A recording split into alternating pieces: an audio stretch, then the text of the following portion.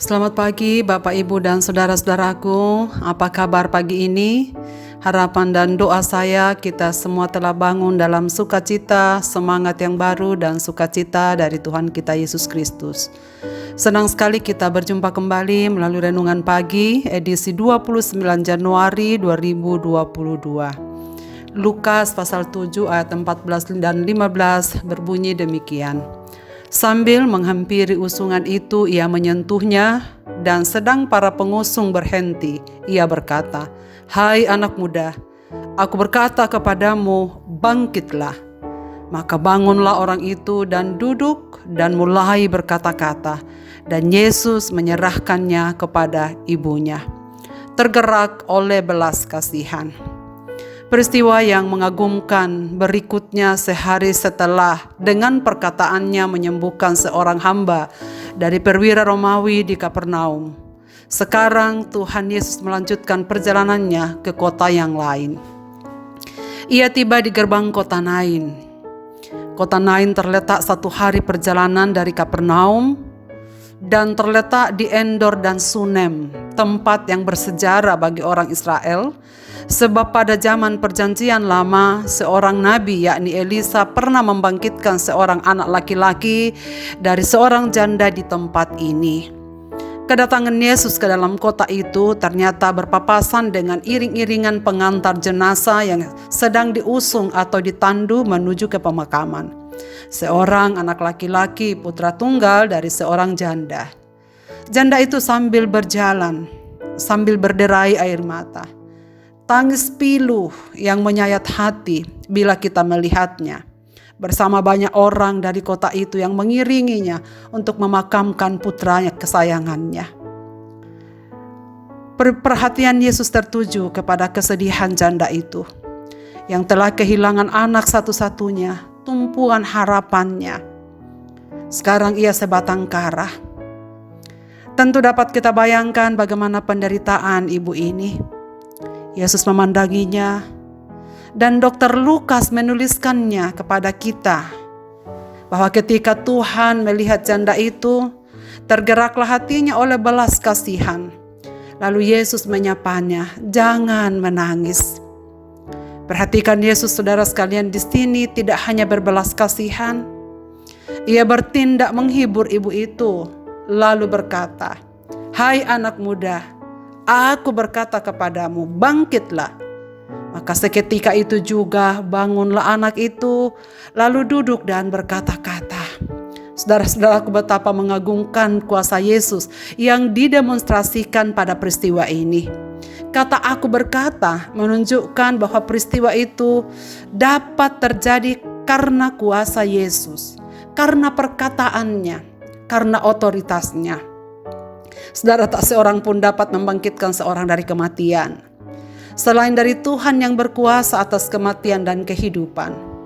Tak ada seorang nabi yang dikenal dalam semua agama di dunia ini yang melakukan hal ini selain daripada Yesus Kristus, karena Dia adalah Tuhan. Jangan heran saudara sekalian kalau peristiwa ini direspon oleh orang banyak dengan ketakutan sambil memuliakan Allah dan berkata, "Seorang nabi besar telah muncul dari tengah-tengah kita."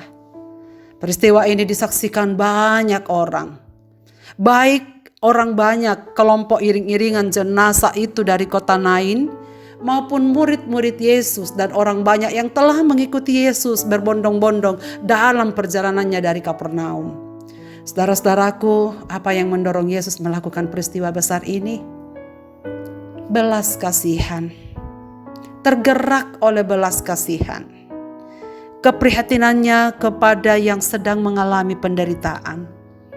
Hatinya penuh belas kasihan bagi yang susah dan sedih, bagi mereka yang bergumul dengan berbagai masalah hidupnya. Inilah alasan mengapa ia mau datang ke dunia ini, karena ia prihatin dengan sungguh segala kesusahan kita. Ia peduli dengan air mata kita. Ia peduli dengan belenggu dosa kita. Belas kasihan yang besar untuk kesusahan akibat dosa-dosa manusia. Maka ia mau melepaskan kita.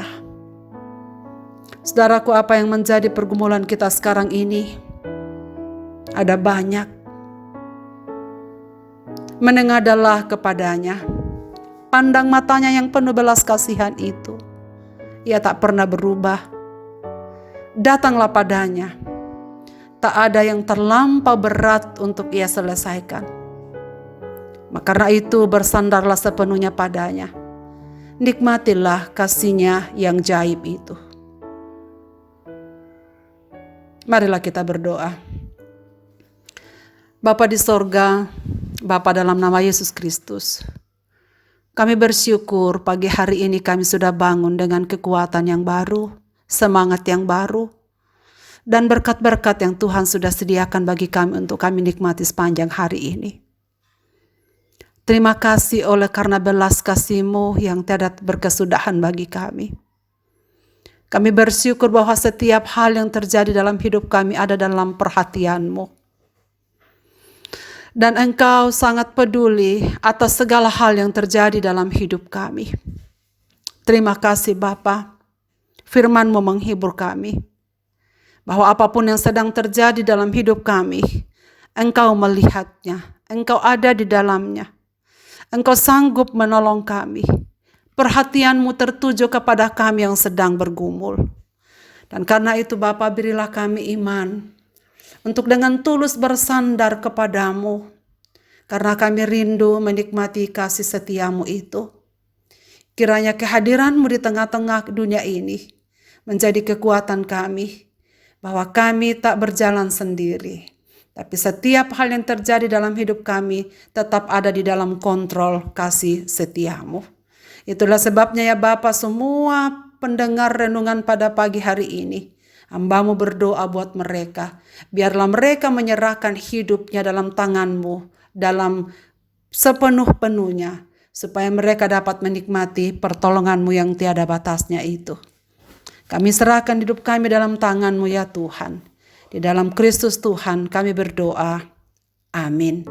Selamat beraktivitas Bapak Ibu dan saudara-saudaraku. Tuhan Yesus memberkati kita sekalian.